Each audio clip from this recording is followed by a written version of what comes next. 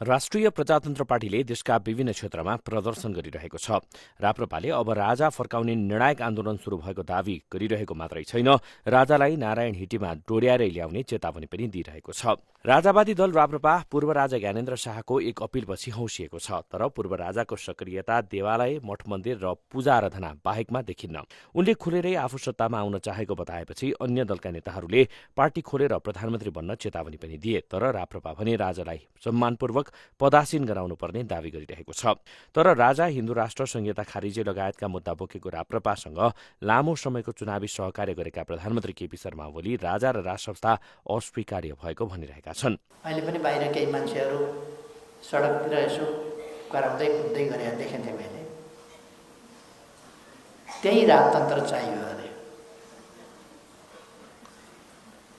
नखुबाट जेलबाट मान्छे निकालेर गोली ठोकेर मार्ने, झापाबाट मान्छे निकालेर जेलबाट निकालेर गोली ठोकेर मार्ने। पूर्व राजाको सत्तारूढको रहरमा गणतन्त्रवादी दलहरूले प्रतिकार गर्दै आएका छन्। प्रतिनिधि सभामा समेत राजसंस्थाको बारेमा उठेका प्रश्नमा राप्रपा बाहेकका दलहरूले प्रतिकार गरिरहेको देखिन्छ।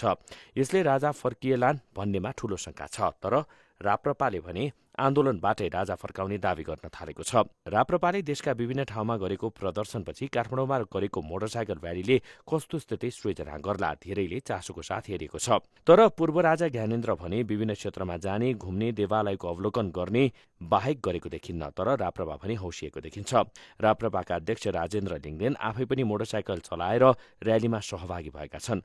राप्रपाले राजा फर्काउने भन्दै अनेक प्रदर्शन र आन्दोलन गरे पनि सहजै राजा फर्किने स्थिति छैन। सशक्त आन्दोलन वा विद्रोह बिना राजा फर्किने सम्भावना देखिन्न भने सबै राजनैतिक दलहरू राजसंस्थाको विरोधमा प्रष्ट उभिने देखिएकोले पनि सहजै राजा फर्किने सम्भावना देखिन्न। तर राप्रपाले थालेको राजनैतिक लडाईँमा पूर्व राजा ज्ञानेन्द्रको प्रतिक्रिया र सहभागिताको सवाल भने चासोमा छ। न्यूज 24 टेलिभिजनका लागि ब्युरो रिपोर्ट।